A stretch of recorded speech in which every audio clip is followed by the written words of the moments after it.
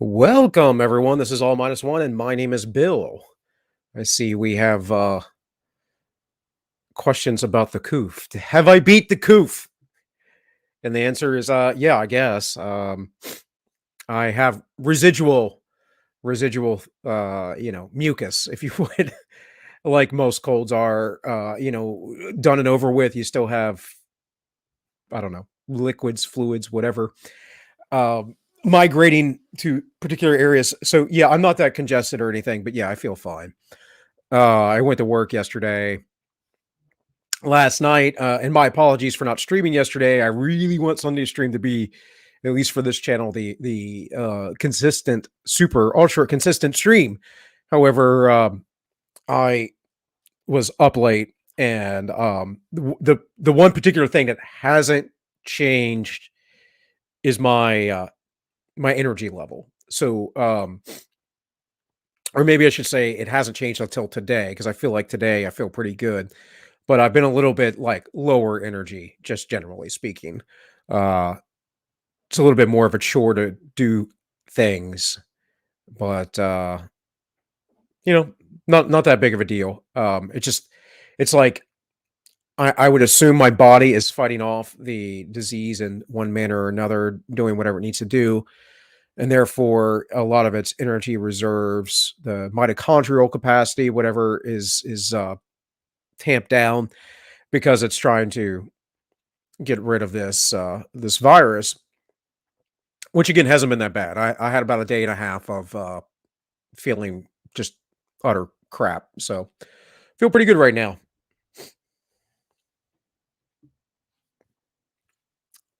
So, anyways, um, other than the little bit of like I said, drainage going on. In any case, guys, I haven't streamed on a Monday in a little while, and for lots of reasons. I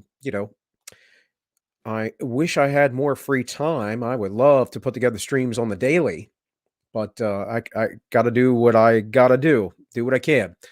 So we were talking about on Mondays, and I'm going to continue to talk about certain things with Christianity on Mondays.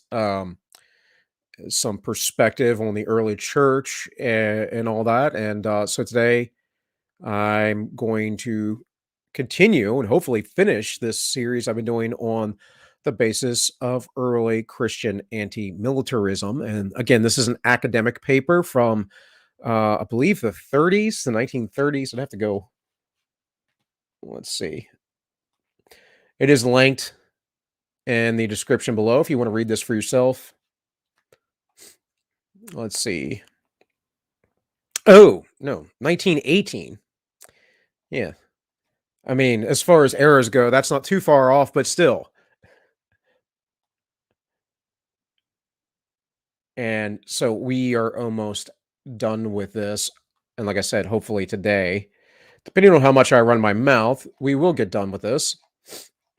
If not, I'm sure it will be finished next Monday, and I'll find something else that I want to read and is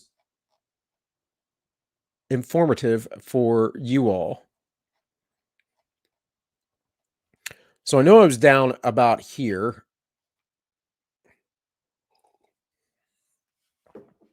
Uh, we've had Christmas and New Year's and everything since I've gone through this, so bear with me trying to figure out where we left off at. It says here, Tertullian is one of the few passages where pacifists appeal to sentiment, reminds the soldier of what his victory means. Okay, so they're talking about basically troops and how that their business is murder. And Tertullian writes this little passage here about soldiers as a profession. It says, is the laurel of triumph made of leaves or of corpses? Is it adorned with ribbons or with tombs? Is it bedowed with ornaments or with the tears of wives and mother? It may be of some Christians too, for Christ is also among the barbarians. So he's basically laying out the case. Tertullian's 3rd century, I recall off the top of my head. Always hard for me to keep these dates together, but I believe he's writing in the 200s. This was the early church belief. They didn't allow people to join the military after joining the church. If you were in the military and you joined the church, they asked that you wouldn't fight. This was how they conducted themselves until basically the 5th century. So keep that in mind. This was the early church tradition. A further ground of anti-militarism was practical. The Christians were well aware of the relative inefficiency of the methods of force. This was clear to them from experience and personal relations, a doctrine that they inherited from the Stoics and even Socrates, and particularly from their own special experience in persecution. In many passages, Lactantius expounds the futility of force and the invincibility of non-resistance and goodwill. Be not overcome of evil, but overcome evil with good is the burden of the message, he says.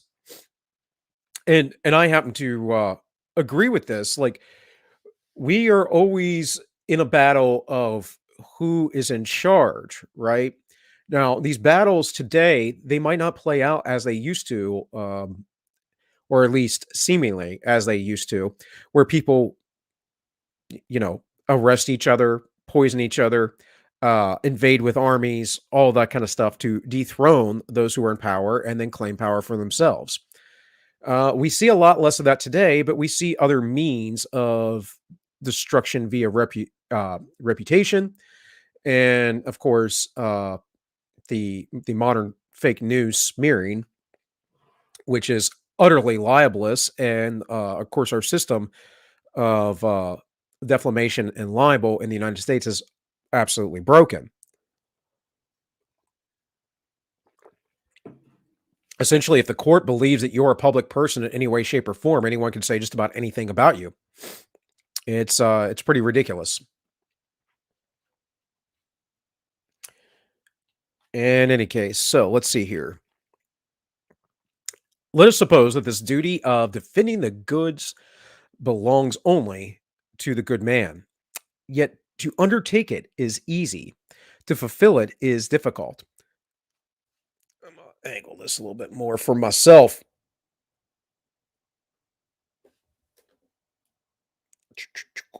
There we go. Yet to undertake it is easy, to fulfill it is difficult, because when you have committed yourself to a contest and an encounter, the victory is placed at the disposal of God, not in your own power. And for the most part, the wicked are more powerful, both in number and in combination, than the good. So that it is not so much virtue which is necessary to overcome them as good fortune. Is anyone ignorant how often the better and the juster side has been overcome? The juster side, sorry. Um, if you meet injustice with patience, it will immediately be extinguished, as though you should pour water upon a fire.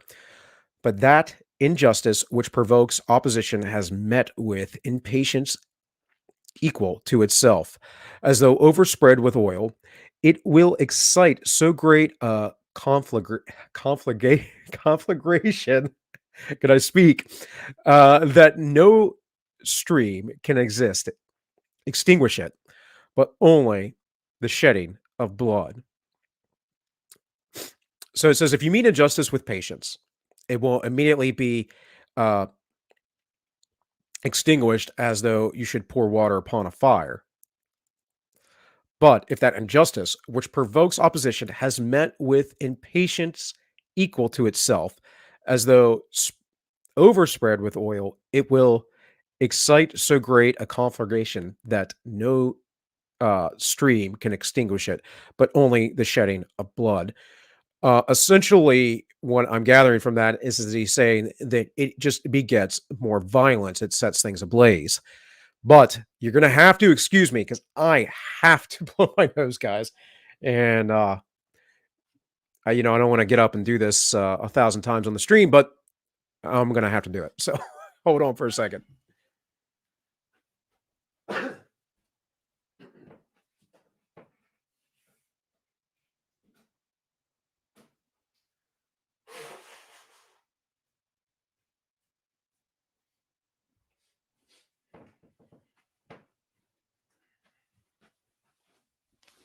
All right.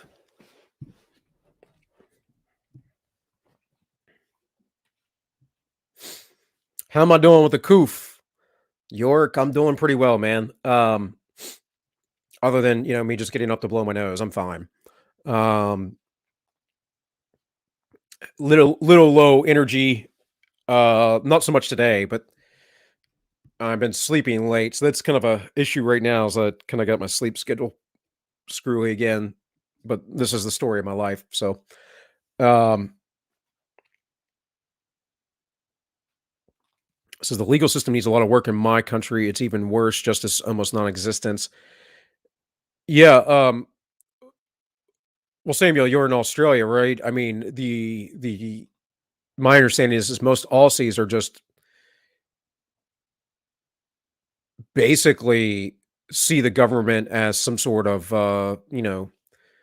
continued prison warden from the ancient days of the English settlement, right? I mean, is that not the case there? Like, it's very different in America. We were like, we came here, we were doing things by ourselves, took forever to talk to the crown, and people were making money, and they were like, why do we need the crown?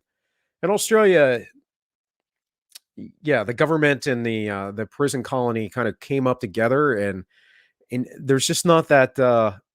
I think in the wilder parts of Australia, the greater countryside, there is a lot of independence. I mean, I've never been, but just this is just what I gather from seeing people talk online and other Aussies. So, oh, South Africa, South Africa. Oh, okay, okay. Well, South Africa is a whole nother mess, man. Which I'm sure you could speak to far better than I could. But South Africa is a mess because you have a two-tiered system there that is a vestige of the old days of apartheid, right? Um, so again, I don't know how the systems are working right now, but I know that as the blacks, the natives or whatever that continue to gain power, they're not treating white people very well. So that seems to be the case I've seen, but I don't know. I don't know about in the cities because from what I understand, like, yeah, the people outside the cities, they get a little bit more socialism. Then you have the rich people in the cities that get a lot more capitalism, and it's an interesting system. But I'm no expert on it. Anyways, let's get back to the text. Therefore, it is not part of the wise and good man to wish to contend, since to conquer is not in our power. Hold on, guys. My mouse in the right part here. To conquer is not in our power, and every contest is doubtful. But it is the part of the wise and excellent man not to wish to remove his adversary, which cannot be done without guilt and danger, but to put an end to the contest itself, which may be done with advantage and with justice.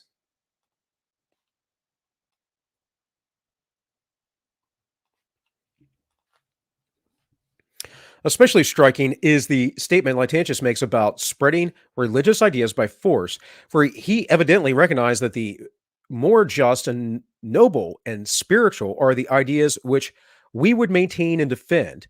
The more the use of force not only fails to spread them to others, but even denies and destroys them in ourselves. Writing of the teachers of the non-Christian philosophy, he says, "No, this is a really common with the early church. They didn't believe in forcing or compelling people into the faith. Again, these things change. You can read how they change. If you read the history, you read what people are writing, and you read what people are starting to believe. this is a thing that obviously became corrupted, and it became corrupted primarily from Augustine. Augustine, who is considered one of the greatest scholars of the West, one of the greatest, most influential scholars ever, yada yada yada. Christian thought, did all these wonderful, amazing things, and he didn't. I think that it is a travesty that Christians see him in this light, that they take 400 years of Christian pacifism and throw it out the window because of Augustine. It's sad, and I don't think that, despite what the major churches have to say, that Augustine is allowed people to kill their people and is, sainted in heaven, if you would. I don't think so. But he is the one who, reading from the Latin Vulgate, not the original Greek, believed it was okay to go out and compel people to come to the wedding feast, to compel them by force. That's not what the scriptures were saying originally. If I'm not mistaken, Jerome made a comment about this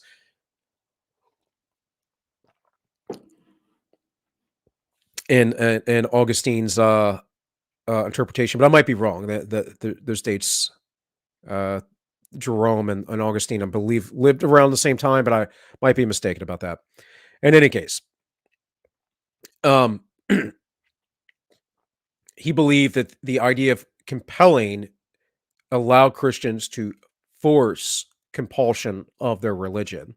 Now, if that is the case, then you have to take away God's free will, which Augustine does. And he starts to meld his beliefs with a Gnostic style belief, Manichaeanism, which Manny had a bunch of interesting beliefs, to say the least. But it's kind of a mix of Gnosticism, Stoicism, Platonics, or Platonism, and it's very fatalistic, and this is what he went with. Before that, that was not the belief in the church, and of course, this has caused much confusion for the last, I don't know, 1,500 years.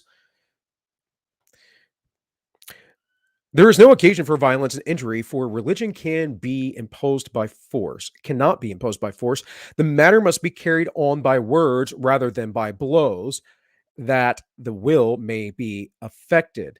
Now, again, these writings were around. There are lots of people that wrote about this, but for some reason, Augustine bucked the whole entire system, and people took him as gospel, probably because he appealed to their emotions and they liked what he had to say. They're like, oh, I can compel other people to be in my religion now. Oh, I don't have to be this good person that gets beat all the time, that gets treated cruelly, and I have to turn the other cheek. Oh, you mean I get to extract my own vengeance? Oh, you mean the scriptures don't really mean what they say? Cool.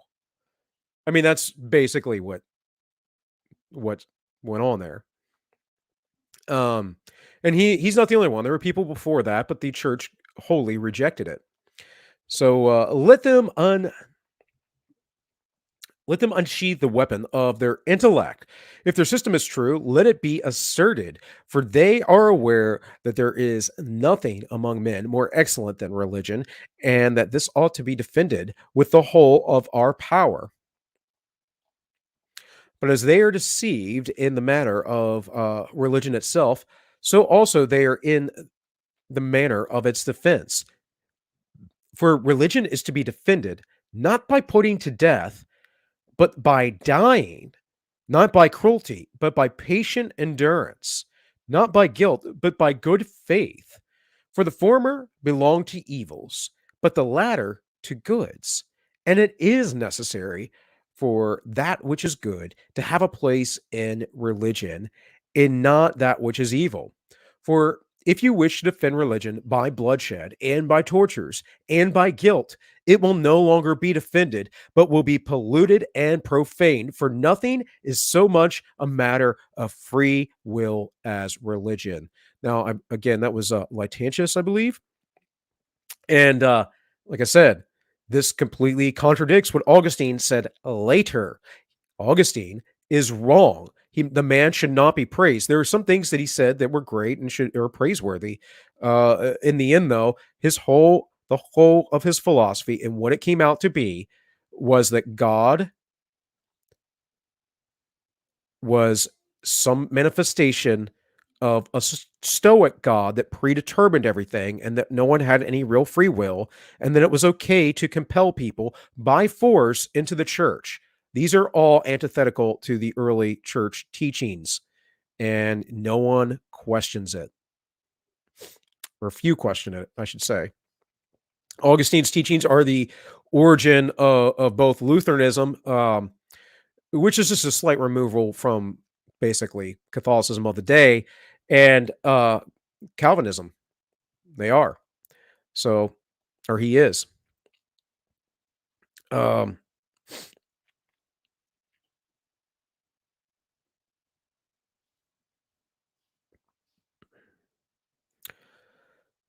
let's see here. Have but to prove the effectiveness, actually, sorry guys, I was just checking over on chat real quick. I just want to check over an entropy. I didn't plug entropy today, but not a big deal. You guys should know it's there. I just want to make sure no one's leaving a donation over there that I forget about till the end of the show. But to prove the effectiveness of their doctrine of collective non-resistance and to meet the objective of all who called it unpractical, the Christians had the best argument in their own experience. When they were few, they did not fear annihilation, but rather throve under persecution. And when they became numerous and able to resist, they still found the same to be true. And this I keep saying to people on the modern right. You guys who want to go fight are wrong, and you will be picked off as individuals, demonized and locked up like Granny was, who just walked through the Capitol building. You have no moral high ground with violence. You don't have any control. The people who run everything, who own all the institutions, they can use violence all they want because they control the narrative, they control the institutional power, they control the propaganda, they control the masses and public influence. And that's very evident, by the way. The whole coup thing is gone because, good Lord, I've been talking about it for what, two how long have I been doing this now? A year and a half? I've been talking about it for a year and a half and how wrong they've been for a year and a half and how we've had all the information that we needed within the first 2 months. The basic information. Sure, we found out things later on, more specifically that the spike protein was damaging endothelial cells. I'm talking about the COOF specifically, not the jab. Um, but we found those things out for sure later on, and that it was, a large part of the people who were already having advanced disease in their life dying off. But the reality is that, you know, although this has a potential for lethality in people with comorbidities and who are older, for the most part, this thing's highly survivable. And yet we've been acting like it's something else. So, you know, I get really, really weary about people who are willing and wanting to use force and always have some sort of justification. And I get self-defense, guys, but when people are starting to get itchy to fight, first off, you've probably never fought a day in your life. Now, I grew up my entire life fighting because I'm a little guy and I'm not a pushover. So, you get messed with in school, and then you end up basically showing why you shouldn't mess with the guy. You shouldn't corner certain people. Um, but as I got older, I managed to chill out a lot more, and I think taking martial arts was helpful. Um, and you know, I I don't really like it when I hurt people. I don't feel good about it, and to feel good about it, to be okay with it, I don't think it's a good place to be either. It's the same as being like having infidelity with your significant other, your spouse, or something. And as time goes on, it's just easier and easier, right? I don't think it's something you want to be particularly good at. Just my opinion. But you know, again, I don't see a moral high ground in using force. Violence is a tool, the tool of control and frustration generally. I mean, look at all the lockdowns and the violence being used against uh, these nations' own populations. It's quite sad, right? All in the name of their authority. Anyways, that's enough rambling. Get back to the text here. It is evident, writes Justin in the 2nd century, that no one can terrify or subdue us who have believed in Jesus over all the world. But the more such things, persecutions, and deaths happen to us, the more do others, and in large numbers, become faithful and worshippers of God through the name of Jesus. Cyprian writes, the adversary, persecution, or the persecutor, had leapt forth to distribute the camp of Christ with violent terror. But he perceived that the soldiers of Christ are now watching and stand sober and armed for battle, that they cannot be conquered, but that they can die. And that by this very fact, they are invincible, that they do not fear death, and they do not in turn assail their assailants, since it is not lawful for the innocent even to kill the guilty, but they readily deliver up both their lives and their blood. Now, this is some interesting phrasing here. It says they can't be conquered, but that they can die. But see, Christ says in the Sermon on the Mount, don't fear the one who can lock you in prison, but the one who can, lock your soul in eternal damnation, right? Uh, Basically, again, if you're a Christian and you fear death, there's something wrong with your faith, folks. And if you feel like you have to hurt people and assault them to become part of your faith or to believe in the things that you believe, then you're not really a Christian. You're a goat. You're not one of the sheep.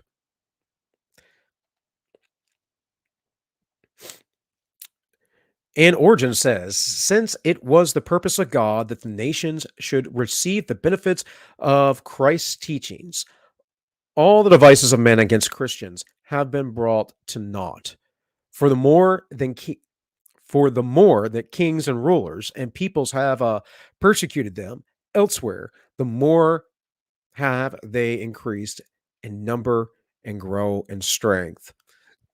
So at the time, the suppression of the Christians and their persecution, and people seeing that these were good people and that they were being demonized for no reason, that was more compelling for their side than fighting back. Again, think about it. Think about the people who fight back, how they're labeled as terrorists. Think about how the Proud Boys are labeled. Think about how the Patriot Front has been labeled. Now, they're being called feds.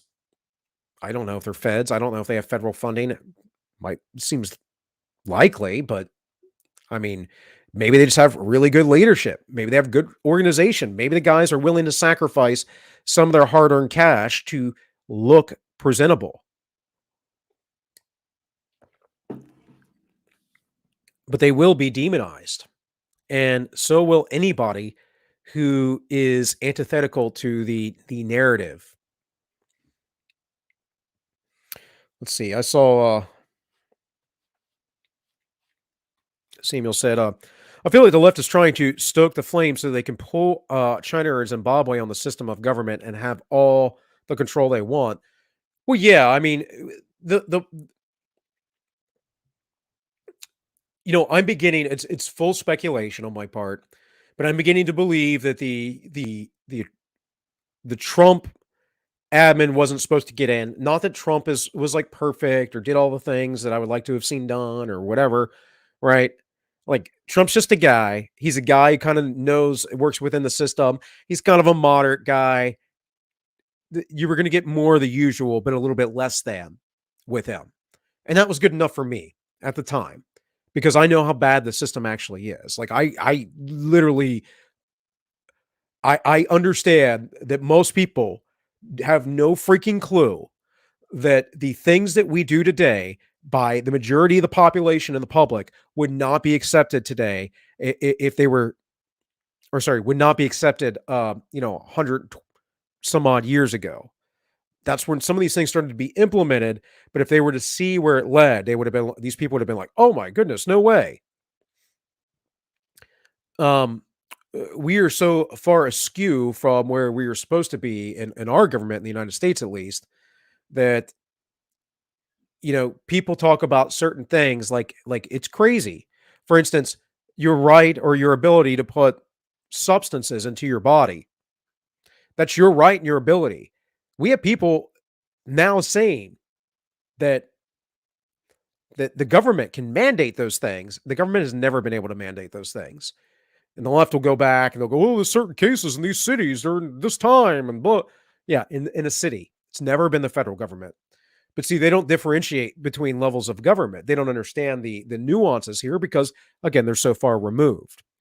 And this is, I make the analogy a lot, the comparison a lot, that this is the same thing as we look at the United States, you know, uh, 250 years removed, well, 250 plus some odd years, but whatever it is, removed from its origins. It's really not any different when we start talking about Christianity and the origins of our faith and how we're, for the most part, 1500 years removed. Because, like I said, Augustine's the one who started these things, and these certain beliefs. The corruption that I see happen with the church, the changing of things, happens from that period onward. Really, kind of between like the fourth, fifth century up until sixth, seventh, eighth century. Lots of changes going on, and then you get into the medieval period, and that's a whole nother ball game and religion. So, um, in any case, yeah, they're always trying to gaslight and always trying to get control. But this is why these are things that have to be constantly addressed, constantly talked about. You have to make people aware of it. You have to raise your children to know these things. And that's not easy when you're intermixing them with the world as well, which is what most people do. Okay, let's see here. Let me reread this. It says, since it was the purpose of the government that the nation should receive the benefits of Christ's teachings, all the devices of men against Christians have been brought to naught. For the more that kings and rulers and people have persecuted them everywhere, the more they have increased in number and grown in strength. And again, you'll see this in almost any and every movement. This is why Gandhi was so successful in India, and also why MLK was as successful as he was. Now, some people might say, well, MLK had other issues, yada, yada, yada. But look, guys, uh, you know, the bottom line is that he was pretty successful. The whole operation, MLK's thing, has been twisted and changed because people like to do that to gain and garner power. So it is always best to have sympathy through peace, to look like you're being abused. Look what the left is doing right now, specifically. This is why they use the white nationalist terminology all the time. This is why they talk about white supreme pizzas around the corner, everywhere. They're stalking you. The supreme pizzas. I mean, Jesse Smollett, man. I mean, that was so obviously not a hoax that Ellen Page got on the Tonight Show or whatever it was. Immediately it was like, oh my god, I can't believe this happened. And it's like, dude, in like in Democrat corrupt controlled Chicago, like we're talking about a city for 60 years that is a Democrat stronghold and has had nothing but union and Democrat corruption for 60 years. It's quite well documented. Let's get back to the text here. From its very beginning, Christianity had been the assurance of the idealist minority. Jesus himself had lived and died for ideas that few could understand. When tempted to rely on political or military force, he sternly refused and died apparently in hopeless defeat. Right. It's to appear as hopeless defeat. It's showing his humility. Christ is saying, Christ tells Peter, when he cuts the ear of the guard, he says, don't you know I can bring 10,000 legions of angels right now? Christ was saying, I have this power, but I'm here to hold it back and restrain it. Peter thought that they were going to rebel and fight the Romans. Peter was wrong. And yet Christians today deny this entire teaching and narrative and say stupid things like Charlie Kirk said. I watched him. Ben Shapiro was asked about Christian violence. Charlie Kirk goes on to, well, when the Bible says turn the other cheek, and Jesus said, well, if someone offends you, but it doesn't mean you can't defend yourself. No, it actually means you can't defend yourself. You've obviously never read anything from the first 3 centuries of Christianity. His followers were outnumbered and hated. Their standards of conduct seemed too ideal and unpractical. Yeah, very unpractical, right? Willing to go to your death. Most of you aren't. You never will be. This is why Christ says, count the cost. Yet they had the courage to live them out in a world not ready to receive them. The inner and outer promotions to compromise, promptings to compromise, they refused to obey and became to a striking extent an oasis of righteousness and peace in the world of iniquity and discord. And that's it. You try to live by an example. Doesn't mean that we'll always be perfect. Of course, we'll fail the example. We're human beings. I expect someone to get upset. Expect someone to actually get in at least maybe some sort of verbal fight, even maybe a physical altercation on occasion. But then you realize that you did wrong and you repent. That's the thing, right? You get back on the path. You keep striving to become better. And however unpractical their pacifistic and ideal method may have seemed to their contemporaries, few venture to assert that it had not been justified. While the success of this method was not so patent to them as it is to us in the light of a longer historical perspective, there can be no doubt that in their patient endurance of persecution, they were not merely taking counsel of their fears. They were aware of their moral power and influence of unflinching passive resistance. And I want to remind you, when it keeps saying patient endurance, when the Bible says that phrasing very specifically, patient endurance means, or endurance of the saints, literally means it's talking about their pacifistic nature towards those who were cruel and evil to them. That is what they're talking about. It doesn't mean anything else. And we know this again through the context of the scriptures, but the writings as well of the early church. And I, if I be lifted up, shall draw all men unto me, was the experience of their founder. The blood of the martyrs is indeed the seed of the church. As Tertullian says, dying we conquer. The moment we are crushed, that moment we go forth victoriously.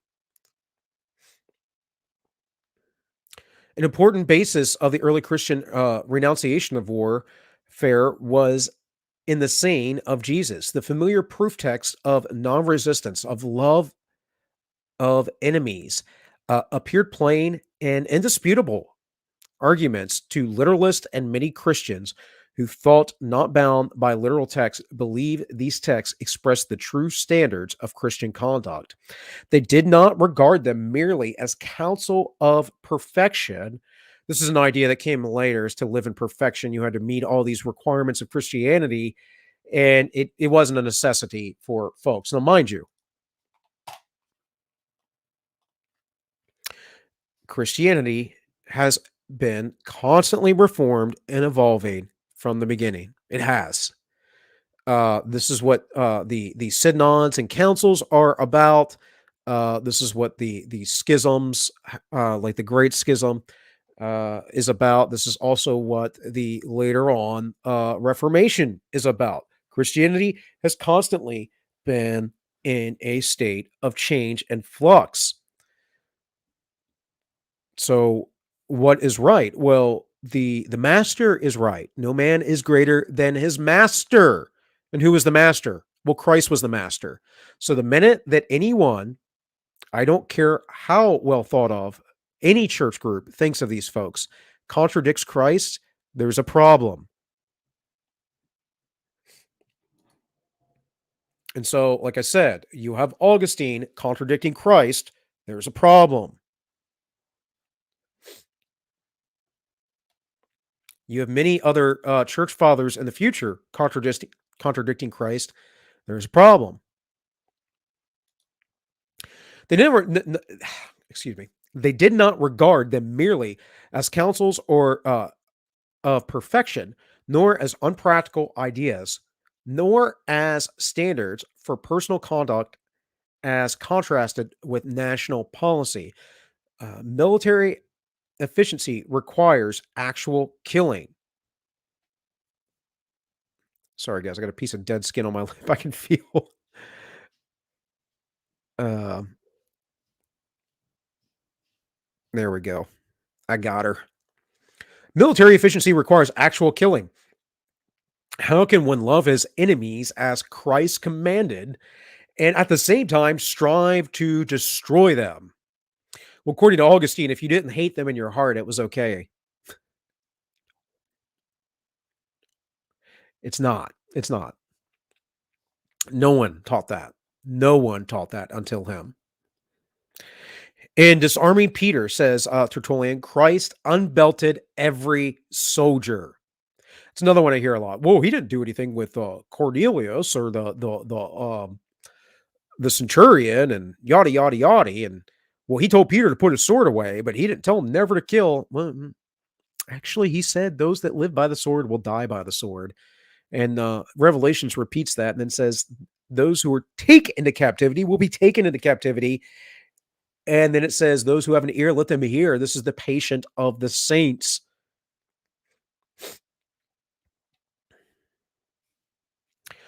But the early Christians had more than a few literal sayings of Jesus to depend on.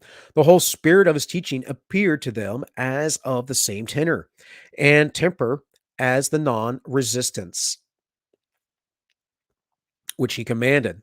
There is clear and decisive evidence of the emphasis which the early church placed on this phase of his teaching and character in the writing of the second century.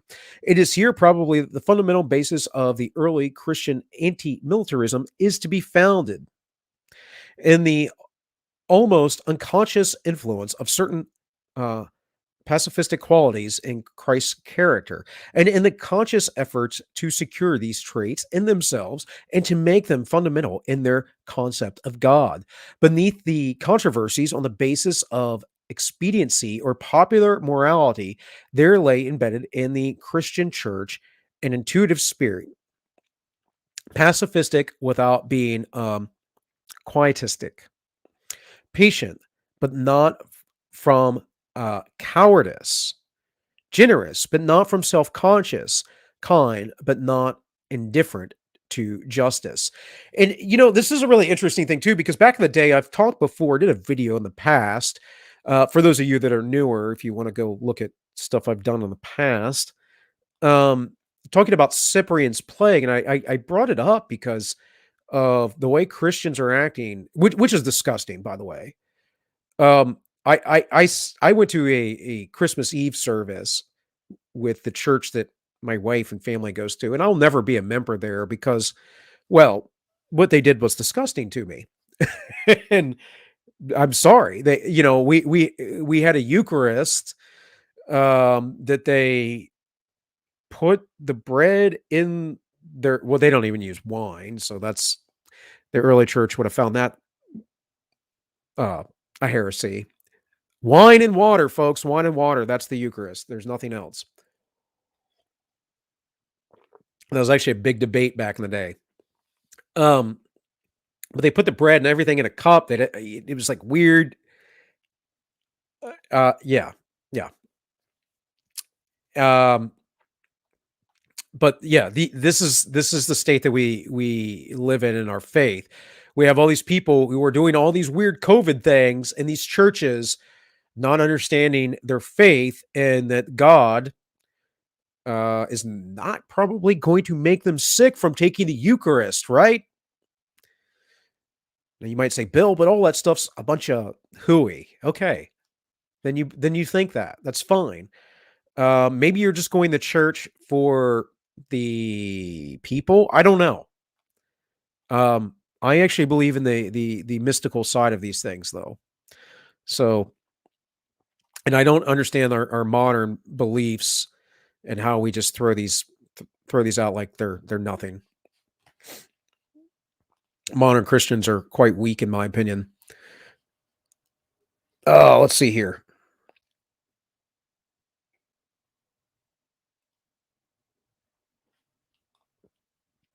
Could it be because early militarism in Rome and the Romans realizing that Christianity would be the fastest growing religion since paganism was dying out?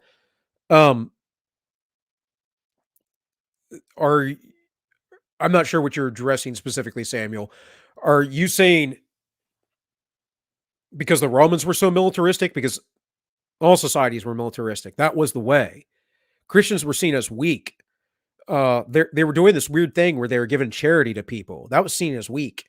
Romanism was always about demonstrating strength and power. Even in homosexuality, it was all about, you know, you weren't necessarily considered feminine or weak if you were gay, if you were going out and exerting authority and power over other men. So it's a very different kind of mindset than we have today. As far as basic standards of morality, Romans had all the same basic standards of morality that Christians would have had, as far as like, you know, um, being of one wife and all that kind of stuff, not having affairs. But we have to understand that Christianity entered the Roman world at their zenith and their decline, and paganism really wasn't declining in the Roman world. It was greatly embraced with Christianity, with uh, pagan tribes around, and kind of this intermixing of things. It wasn't as deliberate as people make it sound seem to be, like in the past, like, oh, the church did this, blah blah blah. No, the church allowed things. They allowed things. It's not the same as them doing things. It was mostly local people integrating their prior beliefs with the church, and the church allowing a lot of people, and a lot of that had to do with the politics of the day, because for a period of time, people started becoming politicians, started becoming Christians, and then it was like, oh, well, you're a Christian, I'm a Christian too. Oh, hey, let's just work with the Christians with each other. So it became politically expedient, became favorable in that way. There are all these things that happen, but it didn't happen immediately, and and the belief that like Constantine took over the church or something is a misnomer, but to also do the same thing that I've met with a lot of Orthodox, to act like Constantine didn't have vast influence upon the church, or that the Roman Empire legalizing the church and then giving stipends to the priesthood and giving them buildings, that like that didn't make them basically lazy, and did not make them like a weaker form of Christian, because it absolutely did. Um, you're going to be far more on your game when you're being persecuted than when you're fat and happy. It's one of the problems with trying to uphold this type of belief system in the modern world, right? Because you're just inundated with all of these things, you know. And if you live in the modern world, you struggle with it. Didn't go to Christmas mass this year. Yeah, Auntie, I if I didn't grow up Catholic, but if I grew up with as a Catholic, as a devout Catholic, and I saw a priest using a squirt gun, I don't know if I'd ever be going back to a Catholic church.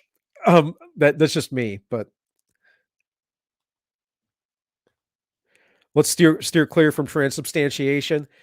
Yeah, well, I mean, I can go back to the early church where they both talked about it being symbolic and real. Um, so This idea that it was always seen as the same. I think it's spiritual. It's symbolic and spiritual, but I don't think I'm actually eating the blood and body of Christ. I mean, that doesn't make any sense to me. We can say whatever, we can claim whatever about Tertullian, but Tertullian believed the same thing. Said it was. Read you the quote. I'd have to go find it, but I can read you the quote. It's he said it was symbolic. So, um, but yeah, this is what the church needs to agree on a lot of things, but they don't need to agree on everything. So what they tend to do is they tend to have this overarching thing where they tend to agree, and then that becomes canon set in stone when it just wasn't always in an agreement. And honestly, I think most of these things aren't even issues of salvation to even argue about. I think I find it silly and petty. Um, what we need to focus on is the work of Christ and ourselves in trying to live up to that, right? And trying to get other people in the kingdom and trying to educate people about proper understandings instead of all of the nonsense that's out there. All right, I'm going to read a little bit more and then I'm going to get out of here. In the Gospels themselves, even the earliest collection of Jesus' saying, commonly called Q doesn't exist. I don't know why this would be in here. They believe it might have existed. And this is because of what's called the Synoptic Gospels, Matthew, Mark, and Luke, not John. John isn't included in that. John came later or separately, but Matthew, Mark, and Luke read very similarly. They have similar stories. Why is that? Probably because, Matthew was there. Mark was a companion of Peter, and it's known as Peter's account, and it's probably the worst written account in my opinion. But Mark is there, and then you have Luke, who was a companion of Paul, and Luke was the same gentleman who wrote Acts, and he was a medical doctor and a historian. He was trying to write a history. So there you go. There is an abundance of evidence that the first custodians of evangelical tradition appreciated this element. By the way, if there is a Q text at all, it's got to be the D decay.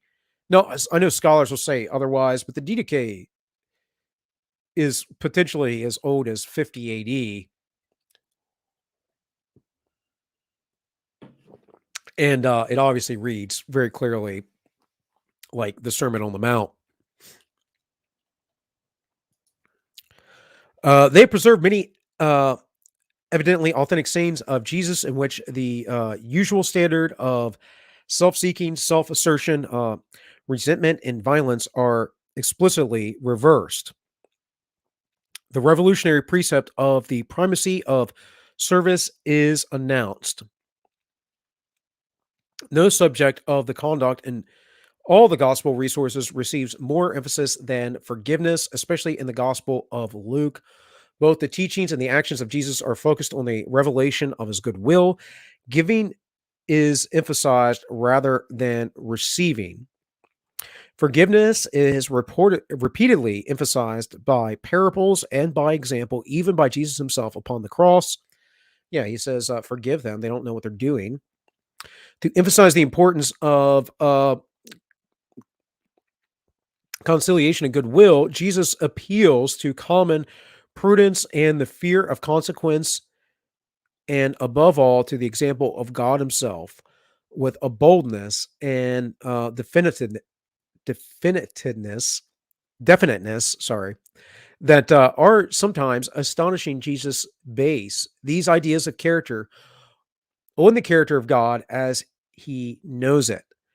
Men are to be like God. That is the simple theological basis of Jesus' ethics. It is worthwhile to notice that the one, excuse me, I think I need some food, guys. Sorry, not able to read now all of a sudden. It is worthwhile to notice the one subject in connection with which Jesus makes this appeal to the imitation of God. It is indiscriminate love. But I say unto you, love your enemies and pray for those that persecute you, in order that you may become sons of your Father in heaven. For he makes us son, his son, to rise on the evil and on the good, and reigns upon the just and the unjust. By the way, that's not a misspelling there. The sun. There's a tradition of the early church to pray to the east, and I think isn't Isaiah about the sun rising in the east, the sun. This creates a lot of confusion about the sun cult, the Solus Invictus, and all that kind of stuff. But they actually are tied, and that is in the ancient text. So the sun rising is a metaphor for Christ, the actual physical sun rising. So Zeitgeist got that much right, at least. But we'll go through Justin Martyr in the future, and we'll talk about that and in the comparison of other ancient gods and things. In fact, I think that's what I'll probably move on to first, or next, I should say, is his first apology. So we're going to leave it there for the day.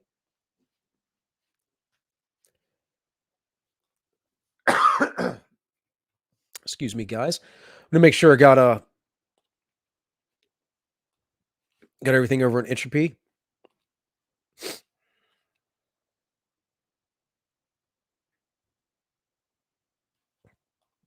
Steer clear other than Christmas and Easter.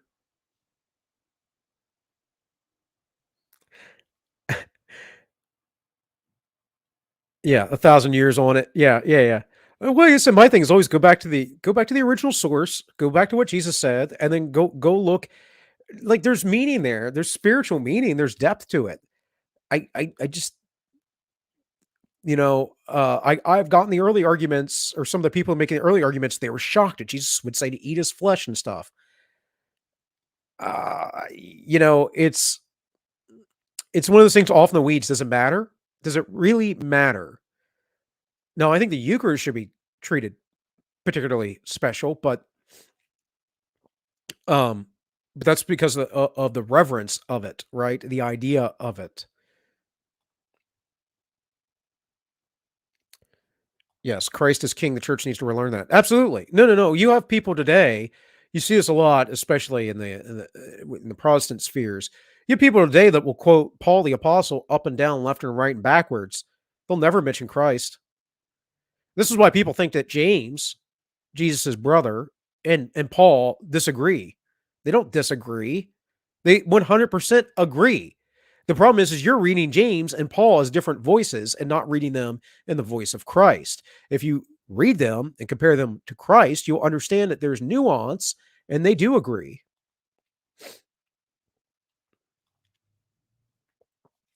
Making the Pope the most important person in the church, probably not the best thing to happen, and open the door to the majority of the changes that happen in the church. Yeah, in the West, it's an interesting thing. They were like, oh, we're the Church of Rome. This is where the emperor's at. Therefore, we get to say what goes on.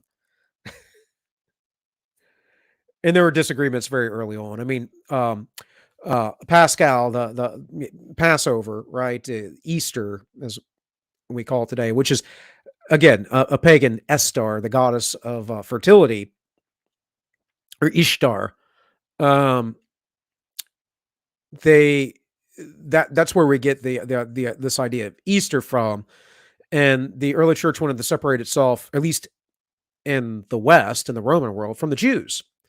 So they started celebrating that, and there was a rotating, changing calendar, right? Because the Jewish calendar is a lunar calendar. So they started celebrating on different days, and there was a debate about it, And in the East, they continued to celebrate on the Jewish calendar, and that changed over time. And in fact, there was a synod at a certain point. I've read this. I don't know if it was ever redacted or whatever, but there was a synod that didn't allow you to celebrate uh, the Passover until after a certain date, and anyone who did before that certain date would be excommunicated from the church. Seems a little harsh to me. Pope is Antichrist. Yeah, I mean, anyone proclaiming to be Christ on earth, which he does.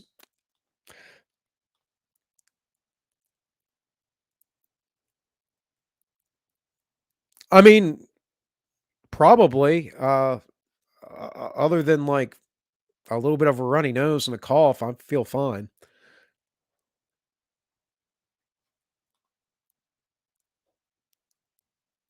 Yep, yep. Well said. Well said. And that's to most churches, I think, anti-commie. Hey, look at that. Look, I did that right. First time. I'm getting better at this. Like 5 years from now, I'll know how to use StreamYards, like, fully. Alright, guys. Well, thanks for joining me for today. I should hopefully be back Thursday. Um, but, we'll see. We'll see. Thursday, Friday, 4 p.m. Eastern. If not, I'll try and do Sunday stream.